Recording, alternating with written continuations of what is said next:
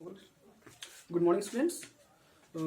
आप सभी लोगों का ऑनलाइन क्लासेस में स्वागत है। और आज हम पढ़ेंगे क्लास 9th का साइंस चैप्टर 1, जिसका नाम है हमारे आसपास के पदार्थ।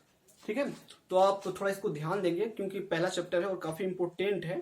तो आपने लगभग इनमें जितना भी पढ़ाई होगा, इसमें पढ़ाया जाएगा, वो आप पिछली कक्षा में पढ़ चुके हैं। थोड़ा सा उससे क्या आगे का लेवल है, तो आप ध्यान देंगे। हमारे आसपास के पदार्थ, मैटर इन आवर सराउंडिंग। ठीक है, तो पदार्थ, हमारे आसपास के पदार्थ, इसमें कुछ इंपोर्टेंट पॉइंट हमको पढ़ना है, जिसमें से पहला पॉइंट आपका है पदार्थ की भौतिक अवस्था। पदार्थ की भौतिक अवस्था। तो सबसे पहले हम यह जानेंगे कि पदार्थ किसे कहते हैं। ठीक है, वो पदार्थ की परिभाषा क्या होती है, डिफिनेशन क्या होता है, पदार्थ कहते किसे हैं।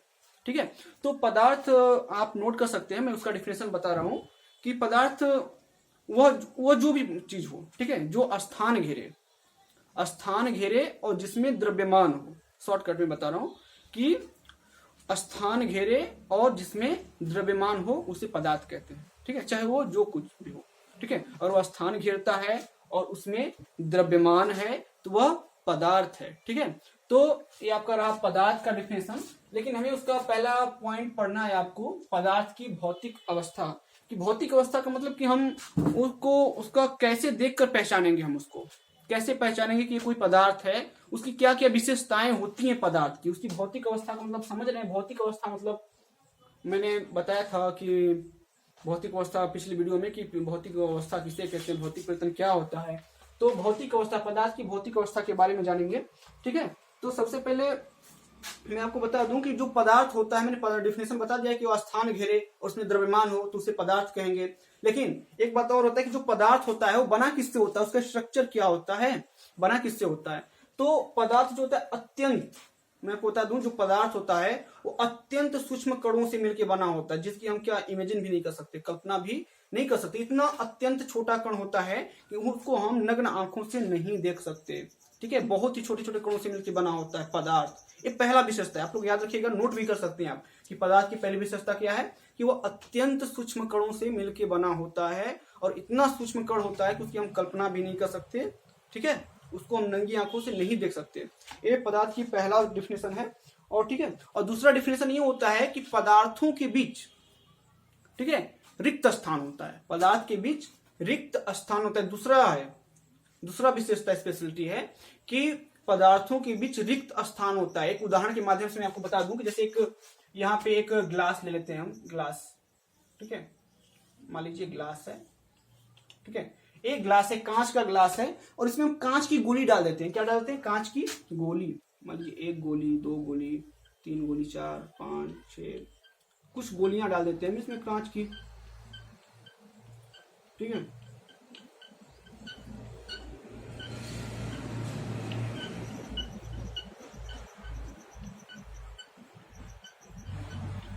पूरा ये भर गया, एक गिलास पूरा कांच की गोलियों से भर गया। अब हमने क्या बोला था, दूसरा स्पेशलिटी, कि पदार्थों के बीच रिक्त स्थान होता है। हालांकि देखिए, एक गिलास गोलियों से भरा, कांच की गोलियों से भरा हुआ है पूरा, लेकिन फिर भी इसके बीच क्या, एक रिक्त स्थान है। रिक्त स्थान है, एक उदाहरण है। ठीक उसी प्रकार पदार्थों के बीच एक रिक्त स्थान होता है। अब हम इसमें पानी डालेंगे, मान लीजिए हम पानी इसमें डाल देते हैं, तो पानी कहां भरेगा, जो रिक्त स्थान होते हैं ये वहां पे पानी भरेगा। ठीक है, तो पहला विशेषता रहा कि पदार्थ अत्यंत सूक्ष्मतम कणों से बना होता है। ठीक है, जिसकी हम कल्पना भी नहीं कर सकते और नंगी आंखों से इसको हम नहीं देख सकते, किसी न किसी यंत्र का उपयोग करना पड़ता है। ठीक है, और दूसरा रहा यह विशेषता कि पदार्थों के बीच रिक्त स्थान होता है। ठीक है, और तीसरा विशेषता है कि पदार्थ जो होते हैं एक दूसरे को आकर्षित करते हैं। पदार्थ जो होते हैं एक दूसरे को आकर्षित करते हैं। आकर्षित करने का तात्पर्य यह रहा कि पदार्थों के बीच जितनी अधिक दूरी रहेगी उनके बीच आकर्षण बल जो होगा कम लगेगा, उतना कम होगा। ठीक है, और जितनी उनके बीच कम दूरी रहेगी, यानी जितने चिपके रहेंगे, जितने पास रहेंगे, उनके बीच आकर्षण बल उतना ही अधिक लगता है। ठीक है, तो ये 3 विशेषताएं आपकी थी पदार्थ की भौतिक अवस्था की। अगर आपको परीक्षा में कभी आता है कि पदार्थ की भौतिक अवस्था क्या क्या है, तो पहली बात तो आप बोलेंगे कि पदार्थ जो होता है सूक्ष्म कणों से मिलकर बना होता है, उसको हम नंगी आंखों से नहीं देख सकते। और दूसरा, जो पदार्थ होता है उसके बीच रिक्त स्थान होता है, पदार्थों के बीच रिक्त स्थान होता है। और तीसरा, कि पदार्थों के कणों के बीच आकर्षण बल भी होता है, लेकिन आकर्षण बल समान नहीं होता है, उसकी दूरी पे डिपेंड करता है। अगर दो पदार्थ, मान लीजिए एक पदार्थ यहाँ है, एक पदार्थ का कण यहाँ है, इनके बीच में आकर्षण बल जितना लगे उतना, लेकिन अगर मान लीजिए अगर इतने दूर हैं तो आकर्षण बल कम लगेगा, लेकिन अगर मैं इस पदार्थ के कण को यहाँ ला दूं तो आकर्षण बल अधिक लगेगा, मतलब जितना पास लाएंगे उतना आकर्षण बल अधिक लगेगा। ठीक है, ये हो गया आपकी पदार्थ की भौतिक अवस्था। अब हम पढ़ते हैं पदार्थ की अवस्था। ठीक है, पदार्थ की अवस्था, मैंने बोला था आपको पहले कि आपने इसके बारे में अधिकांशतः पिछली कक्षा में पढ़ लिया, कक्षा 8 में। तो ये रहा आपका कि पदार्थ की अवस्था क्या कौन कौन सी है, तो आप जानते हैं कि पदार्थ की अवस्था कौन कौन सी है, वही ठोस द्रव गैस। ठीक है, ठोस द्रव गैस। पहली अवस्था क्या है भाई, पहली अवस्था क्या है, ठोस। ठीक है, दूसरी अवस्था क्या है, द्रव। तीसरी अवस्था क्या है भाई, गैस। अब बात रहा कि ठोस को, देखिए मैं इंग्लिश में भी लिख देता हूं, कभी कभी देता है आपको डिनोट करने के लिए, सॉलिड, लिक्विड और गैस, इसको गैस ही लिखते हैं। ठीक है, ठोस द्रव पदार्थ की कितनी अवस्थाएं होती है, 3 अवस्थाएं होती हैं, ठोस द्रव और गैस, ये 3 अवस्थाएं होती है पदार्थ की होती है। अब देखिए बात रहा कि ठोस कहेंगे किसे, ठोस की डिफिनेशन क्या होगी इस ठोस की। ठोस तो आप जानते हैं कि ठोस क्या होता है, ठोस किसे कहते हैं, मैं आपको पहले बता रहा हूं डिफिनेशन, आप नोट कर सकते हैं कि ठोस की परिभाषा क्या होती है, कैसे पता चले कोई पदार्थ ठोस है। तो आप उसमें एक कसौटी कसेंगे कि पदार्थ की आयतन और आकृति निश्चित होती है। पदार्थ की आयतन और आकृति क्या होती है, दोनों निश्चित होती है, मतलब बदलती नहीं है। कहने का मतलब मैं एग्जांपल आपको दे रहा हूं कि कोई बॉल है, कोई क्रिकेट बॉल मान लीजिए, कोई क्रिकेट बॉल है, आप उसको चाहे बाल्टी में डालिए, चाहे लोटे में डालिए, चाहे कुकर में डालिए, कहीं भी डालिए, वो अपना आकार कभी चेंज नहीं करेगा। वो गोला है तो गोला ही रहेगा, लंबा या त्रिभुजाकार, चौकोर ऐसा नहीं हो जाएगा। वो अगर गोल है तो गोल ही रहेगा, क्योंकि वो ठोस होता है। ठीक है, तो इसका मतलब ये हुआ कि उसकी जो आकृति है वो क्या रहेगी, निश्चित रहेगी, वो कभी बदलेगी नहीं बदलेगी। ठीक है, और दूसरी बात, उसका आयतन जो है वो भी निश्चित रहेगा, ठोस की आयतन भी निश्चित रहता है। आयतन का मतलब अगर बॉल 200 ग्राम की है तो चाहे बाल्टी में डाल दें, खेत में फेंक दें, ठीक है, कुकर में डाल के उबाल दें, कहीं भी कुछ कर दें, वो 200 ग्राम का ही रहेगा, कम या अधिक नहीं होगा। तो इसकी जो ठोस की जो होती है आकृति में आप लिख देता हूं, आकृति और आयतन निश्चित होते हैं। कैसे होते हैं, निश्चित होते हैं। शॉर्टकट में लिख रहा हूं आपको समझने के लिए कि निश्चित होते हैं। ठीक है, आकृति और आयतन दोनों निश्चित होते हैं, किसके, ठोस के। ठीक है, ये पहला रहा, पहली कसौटी कि पहले कैसे पता है ठोस है, तो उसकी आकृति को देखेंगे, आयतन को देखेंगे, आयतन मापेंगे, तो दोनों अगर निश्चित है तो वो ठोस है। ठीक है, और दूसरी बात, दूसरी क्या है कि जो इनके अणु और परमाणु होते हैं ना, जो इनके कण होते हैं, ठोस के जो कण होते हैं, कण के मतलब वही अणु परमाणु, ठीक है, छोटे छोटे कण, तो इनके जो कण होते हैं वो बहुत क्या पास होते हैं, बहुत ही चिपके हुए होते हैं, ऐसे होते हैं कण। ठीक है, मान लीजिए कोई ठोस है तो इसके जो कण होते हैं ऐसे बहुत चिपके हुए होते हैं, इसके कण बहुत सटे हुए होते हैं, ठोस के ऐसे होते हैं इसके कण। ठीक है, ठोस के। तो पहला रहा ठोस का परिभाषा कि आकृति और आयतन दोनों निश्चित होते हैं, और इसके जो अणु होते हैं, परमाणु होते हैं, बिल्कुल चिपके हुए होते हैं, बहुत पास पास होते हैं, और उनके बीच आकर्षण बल जो होता है वो बहुत अधिक होता है। क्यों, क्योंकि पास पास होते हैं। मैंने बताया था अभी पीछे कि जितने पास रहेंगे उनके आकर्षण बल उतना ही अधिक लगेगा, तो इनमें आकर्षण बल अधिक होता है। ठीक है, अब बात करते हैं द्रव की। तो द्रव में भी ये दोनों चीज हम देखते हैं। तो इसमें क्या होता है भाई, इसमें आकृति तो क्या, आयतन तो निश्चित होता है, लेकिन आकृति अनिश्चित होती है। ठीक है, आकृति अनिश्चित होती है, आकृति अनिश्चित, और आयतन निश्चित होता है। ठीक, देखिए द्रव की आकृति तो निश्चित होती है, लेकिन आयतन क्या होता है, अरे सॉरी, आकृति अनिश्चित होती है लेकिन आयतन निश्चित होता है। आकृति कहने का मतलब अगर द्रव, अब जैसे आप पानी को ले लीजिए, द्रव है, तो अगर उसको बाल्टी में डालते हैं, किसी बोतल में पैक करते हैं, या फिर किसी थाली में डालते हैं, किसी भी पार्ट में आप पार्ट में डालेंगे आप, तो क्या हो जाएगा, वो उसी का आकार ले लेगा, ठीक है। उसका कोई आकार नहीं होता पानी का, तो उसकी आकृति हम कह सकते हैं कि आकृति अनिश्चित होती है, क्योंकि कोई आकार नहीं है तो अनिश्चित है। और आयतन को क्या होता है, निश्चित। अगर 2 लीटर पानी है, चाहे बाल्टी में डालें, चाहे भगोने में डालें, चाहे गिलास में डालें, कहीं भी डालते हैं 2 लीटर पानी, तो वो पानी 2 लीटर ही रहेगा, वो कम या अधिक नहीं हुआ, यानी आयतन निश्चित रहेगा और आकृति अनिश्चित रहेगी। और बात करते हैं इसके अणुओं की, कणों की, ठीक है। तो इसकी अपेक्षा यानी ठोस की अपेक्षा क्या होती है, थोड़ा दूरी पे होते हैं। जो द्रव के अणु होते हैं वो ठोस की अपेक्षा क्या होते हैं, थोड़ा दूरी पर होते हैं। जैसे एक यहाँ पे हो गया, तो एक यहाँ पे, एक यहाँ पे, एक यहाँ पे, एक यहाँ पे, ऐसे होते हैं, ठीक है, द्रव के, ठीक है, थोड़ा दूरी दूरी पे होते हैं। और उनके बीच आकर्षण बल जो होता है ना, ठोस की अपेक्षा कम होता है, ठोस की अपेक्षा कम होता है आकर्षण बल। अब बात करते हैं गैस की, ठीक है। गैस, सॉरी मैंने यहाँ पे गैस लिख दिया था, गैस की। तो गैस का जो होता है, एक चीज आप जानिए, इसका न तो आकृति निश्चित होता है, न तो आयतन निश्चित होता है। न आकृति और आयतन दोनों अनिश्चित,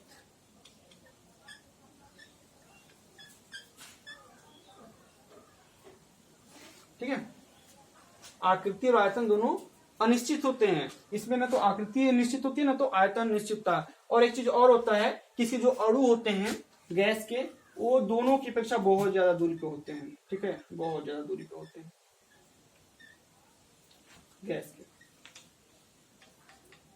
एक चीज और होता है कि भाई गैस हालांकि मतलब हमारे वायुमंडल पूरा गैस ही फैला हुआ है, तो गैस की बात करें तो गैस में एक चीज और होता है कि गैस में कंप्रेशन बहुत अधिक होता है, यानी संपीड्यता बहुत अधिक होता है। इसके अंदर प्रेशर होता है, गैस के अंदर प्रेशर होता है। किसी भी चीज पे, वस्तु पे, खाली स्थान पे जहां पे पाती है गैस, वहां पे कवर करती है उस एरिया को।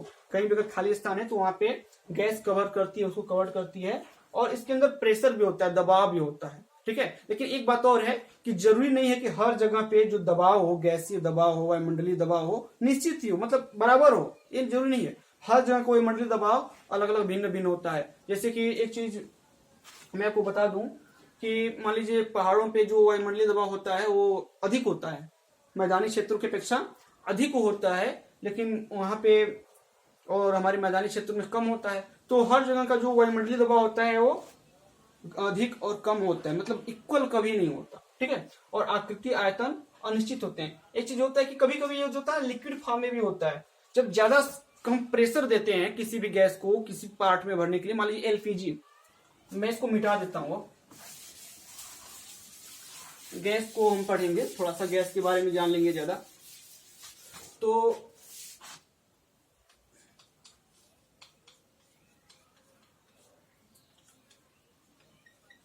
गैस में देखिए, जैसे कि हम मान लेते हैं एलपीजी का जो सिलेंडर होता है घरों में सबके, एलपीजी सिलेंडर, ठीक है, इसका होता है लिक्विड पेट्रोलियम गैस।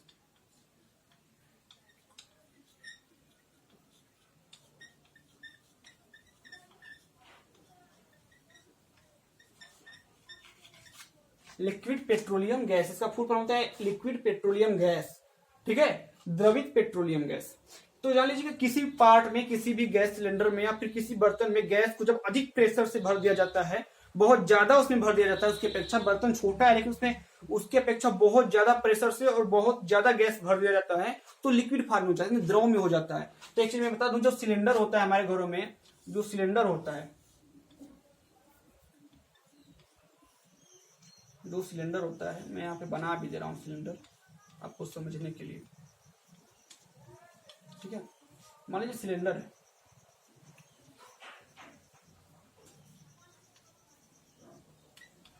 ये सिलेंडर है मान लेते हैं। तो जो घरों में हमारे सिलेंडर होता है वो क्या होता है, उसमें एलपीजी भरा होता है, लिक्विड पेट्रोलियम गैस भरी होती है। और लेकिन जब वो गैस जब इसके अंदर रहता है, ठीक है, इसके अंदर जब रहता है तो लिक्विड फॉर्म में होता है, यानी द्रव के रूप में होता है। किस रूप में होता है, द्रव के रूप में होता है, ठीक है, द्रव। इसीलिए उसको लिक्विड पेट्रोलियम गैस कहते हैं, लिक्विड यानी द्रवित पेट्रोलियम गैस कहते हैं, ठीक है, लिक्विड के रूप में होता है। लेकिन जब उसको निकाला जाता है, जब धीरे धीरे बाहर निकलता है, थोड़ा कम प्रेशर होता है, तो फिर अपने फॉर्म में रहता है, तब गैस रूप में आ जाता है, ठीक है। तो लिक्विड पेट्रोलियम गैस वो होता है ज्यादा। और एक चीज जान लीजिए, मतलब समझाना क्या था हमको, समझना ये था कि जब गैसों को अधिक प्रेशर के साथ, अधिक कंप्रेस्ड के साथ हम उसको किसी पार्ट में भरते हैं तो अपने लिक्विड फॉर्म में आ जाता है, ठीक है, वो गैसी फॉर्म नहीं रहता, लिक्विड फॉर्म में हो जाता है, ठीक है। और दूसरा चीज ये रहा कि सीएनजी, सीएनजी एक सीएनजी गैस होता है, इसका फुल फॉर्म होता है कंप्रेस्ड नेचुरल गैस। ठीक है, मैं लिख देता हूं,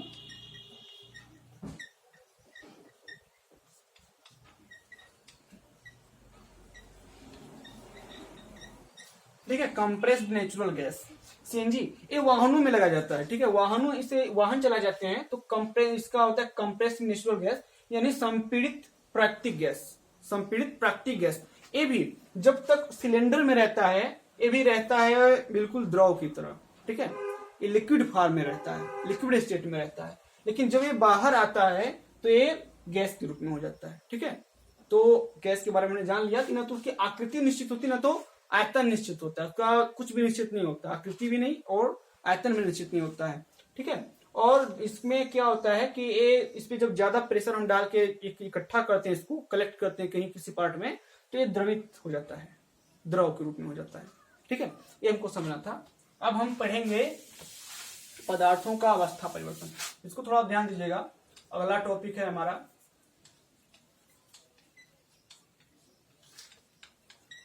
पदार्थों का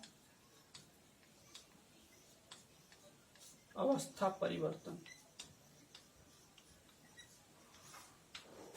ठीक है, पदार्थों का अवस्था परिवर्तन मतलब इनके अंदर अवस्था परिवर्तन होता कैसे है, मतलब एक अवस्था से दूसरी अवस्था में कैसे परिवर्तित हो जाते हैं। तो अब थोड़ा इसको ध्यान दीजिए कैसे परिवर्तित, तो मैं आपको बता रहा हूं। कोई भी ठोस पदार्थ, ठोस पदार्थ को गर्म करने पर, यानी उष्मा देने पे, उष्मा देने पे, ठीक है, वो द्रव में परिवर्तित हो जाता है। किसमें? द्रव में। किसी भी ठोस पदार्थ को उष्मा देने से यानी गर्म करने से वो द्रव में बदल जाता है, द्रव में परिवर्तित हो जाता है। ठीक है, अब इस द्रव को, किसी द्रव को गर्म करने पर या उष्मा देने पर, दोनों लिख सकते हैं आप, गर्म करने पर लिख सकते हैं। द्रव को उष्मा देने पर या गर्म करने पर वह गैस में परिवर्तित हो जाता है। ठीक है, किसमें? गैस में परिवर्तित हो जाता है। कौन? द्रव। क्यों? उष्मा देने पर। ठीक है, कैसे? उष्मा देने पे द्रव गैस में परिवर्तित हो जाता है। अब इस गैस को अधिक शीतलता देने पर, मतलब ठंडा करने पर, ज्यादा ठंडा होने पर, गैस को ज्यादा शीतल जगह पे रखने पर, या इसको बहुत ज्यादा टेम्परेचर से कम टेम्परेचर वाले स्थान पर रखने पर ये हो जाता है आपका द्रव में, द्रव में परिवर्तित हो जाता है। गैस भी द्रव में परिवर्तित हो जाता है। ठीक है, क्यों? जब उसमें ज्यादा शीतलता यानी बहुत ठंडे स्थान पे उसका रख दिया जाता है तब। अब क्या बचा हमारा? ठीक है, अब क्या बचा? अब द्रव को ज्यादा शीतल करते हैं हम, या बहुत ज्यादा उसमें शीतलता कर देते हैं, उसको शीतल कर देते हैं, ठंडा कर देते हैं। शीतल करने का मतलब ठंडा। तो वो ठोस में परिवर्तित हो जाता है। ये रहा पदार्थों का अवस्था परिवर्तन का एक साइकिल, मतलब चक्र। एक चक्र मतलब कैसे कब क्या परिवर्तित होता है। जैसे देखिए भाई, ठोस होता है, ठोस मान लीजिए कोई ठोस है, ठोस में क्या, ठोस में मान लीजिए लोहा ले लेते हैं हम, गर्म करेंगे तो क्या हो जाएगा? लोहा नहीं, बर्फ ले लेते हैं। ठोस जैसे बर्फ है, बर्फ को गर्म करेंगे तो पानी बनेगा, द्रव बनेगा। ठीक है, अब द्रव को गर्म करेंगे तो वो वाष्प हो जाएगा, गैस बन जाएगा। ठीक है, अब गैस को ज्यादा ठंडा करेंगे तो भाई, अब उसी जो वाष्प बने उसको ठंडा कर देते हैं तो पानी बनता है ना, तो पानी द्रव बन जाएगा। अब उस द्रव को ज्यादा ठंडा कर देंगे तो, बहुत ज्यादा ठंडा कर देंगे तो बर्फ बन जाएगा। ये समझना था हमें। तो पदार्थों का अवस्था परिवर्तन ये होता है, साइकिल होता है। ठीक है, आपको बस यही पढ़ना था, पदार्थों का अवस्था परिवर्तन कैसे होता है। ठीक है, ऐसे ही होता है। ठीक है, ज्यादा कोई टफ नहीं है, आप आसानी से इसको याद कर सकते हो, चाहो तो लिख भी सकते हो वीडियो रोक के बीच में। ठीक है, अब आगे हम पढ़ेंगे गलनांक। टॉपिक थोड़ा चेंज हुआ है। गलनांक, गलनांक किसे कहेंगे? तो गलनांक की मैं आपको डिफिनेशन बता, लिखूंगा नहीं, टाइम लगेगा। डिफिनेशन बताए तो आप लिख लीजिए कि वह न्यूनतम ताप जिस पे कोई ठोस पदार्थ पिघलकर द्रव में परिवर्तित हो जाता है, उसे उस पदार्थ का गलनांक कहते हैं। ताप को गलनांक कहेंगे। ठीक है, फिर से सुनिए, वह न्यूनतम तापमान जिसपे कोई ठोस पदार्थ पिघल के द्रव के रूप में परिवर्तित हो जाता है तो उसे कहेंगे, वो उस पदार्थ का गलनांक कहलाता है। ठीक है, गलनांक कहलाता है। जैसे मान लेते हैं, जैसे बर्फ का गलनांक कितना होता है भाई? बर्फ का गलनांक, बर्फ ठोस होता है द्रव पर, तो बर्फ का गलनांक जो होता है वो कितना होता है भाई? बर्फ का गलनांक कितना होता है? 0 डिग्री सेल्सियस होता है। कितना? 0 डिग्री सेल्सियस होता है बर्फ का गलनांक। ठीक है, अब देखिए, आपने तो पढ़ लिया, अब पढ़ते हैं क्वथनांक। क्वथनांक क्या होता है? ठीक है, तो इसका डेफिनेशन मैं बोल देता हूं, आप लिख लीजिए फिर से, कि वह ताप जिस पर कोई द्रव पदार्थ उबलने लगता है। ठीक है, फिर सुनिए, वह ताप जिस पे कोई द्रव पदार्थ उबलने लगता है वह उस पदार्थ का क्वथनांक कहलाता है। ठीक है, जैसे जल का क्वथनांक,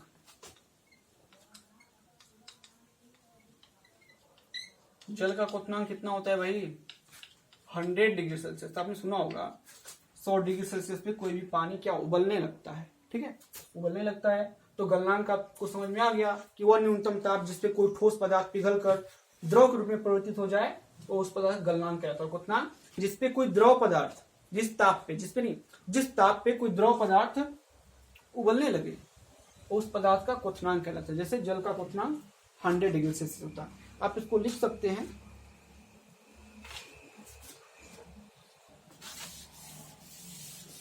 ठीक है, अब हम पढ़ेंगे, टॉपिक थोड़ा चेंज हुआ है, तापमान का मात्रक। क्या भाई? तापमान का मात्रक। तापमान के मात्रक देखिए कई होते हैं। ठीक है, बहुत सारे मात्रक हैं तापमान के, बहुत सारे नहीं, मैं बता दे रहा हूं आपको। तापमान का मात्रक सेल्सियस भी है, डिग्री सेल्सियस भी है, डिग्री फ़ारेनहाइट भी है, केल्विन भी है, र्यूमर भी है। ठीक है, तो तापमान के मात्रक को तो मैं पहले ही देता हूं कौन कौन से मात्रक होता है। ये डिग्री सेल्सियस है, डिग्री सेल्सियस, और ये डिग्री फ़ारेनहाइट। ठीक है, डिग्री सेल्सियस को ऐसे डिनोट करते हैं सी से, और डिग्री फ़ारेनहाइट को ऐसे डिनोट करते हैं एफ से, और केल्विन को, केल्विन है, केल्विन को के से करते हैं। ठीक है, ये मुख्यतः 3 होते हैं।